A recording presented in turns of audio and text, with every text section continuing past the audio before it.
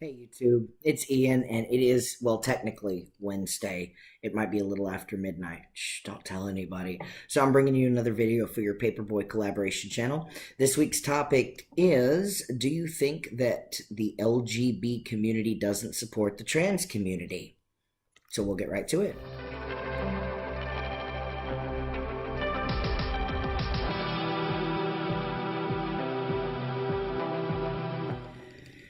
So, bit of a trigger warning, and might be an unpopular opinion for that. If this bothers anybody, I do apologize. But, long story short, in many cases, yes, I believe that the LGB community does not associate with, or identify with, or support the trans community. And that is partially our fault. That's the unpopular part of my opinion. I know that I've spent a lot of time with a lot of trans people, either in my volunteer work, in my day to day life. I feel like I know my community fairly well.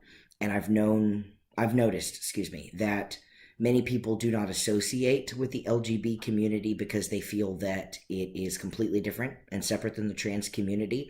And they might even be a little antagonistic to those people that may be gay, bisexual, or lesbian, or even asexual or queer, identifying, gender non-binary, stuff like that. And there seems to be a common trend. So I understand that being transgender has nothing to do with your sexuality. I happen to be a gay man. I know many transgender people who are, straight or queer or gay or bi or pansexual, whatever the case may be. But we get a lot of questions from the gay community, people who are really just trying to understand, and their questions come from ignorance. And many times those questions are framed in a very negative way or a very offensive way, and that puts us on the defensive, and it causes us, in some cases, to lash out back at them. Like, how dare you? You're gay. How do you not know? The assumption that gay people or bisexual or lesbian people should know about us automatically is where the problem comes from. And this is, again, just my opinion, so take from it what you will. But when we come back at them with defensiveness and a refusal to answer any questions that they may have, rather than an explanation, then it ends up causing more problems in the end than we would like. And that causes them to kind of, turn their backs on us and whatnot.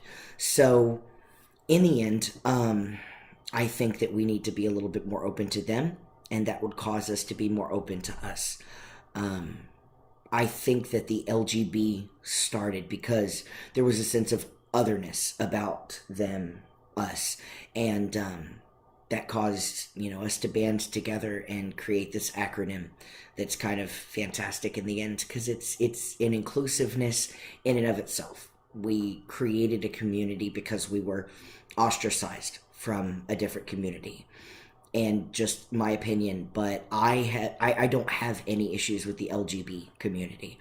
Many times people have come to me with questions, with confusion, with all kinds of stuff, just because they don't know us.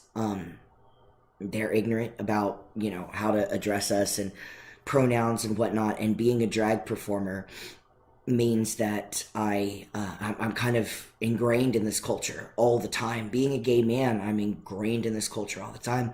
And I found that in the end, when you just open up and speak to these people, it makes life a whole lot easier. So if somebody comes to you and says, well, what do you mean you're trans? That means you're really a woman? They don't mean that the way you take it necessarily. That's just their way of trying to understand. So yes, the LGB community does often, put us aside and separate because our identities have nothing to do with sexuality. But I think that if we spent the time and talked to them and made them understand that that sense of otherness is what created this community, I think it might help a lot. In the end, it sucks, but it's our responsibility to be pioneers for the future, to create that sense of community and togetherness that will help us succeed, because we can't succeed alone. We're like 0.01% of the population or some craziness like that. So in the end, we need our allies. We need people to be on our side and stand with us, and we can't do that by becoming defensive and angry with them. So, might not be the most popular opinion in the world, but hey, it's just mine and nothing more. So I hope that, y'all take it with a grain of salt for what you will. And maybe it might, help somebody in the future. In the meantime, that's all I've got for this week. We're going to be, coming up with new videos every week. So make sure that y'all, check out the next video that you'll find in the link that's going to pop up here in a second.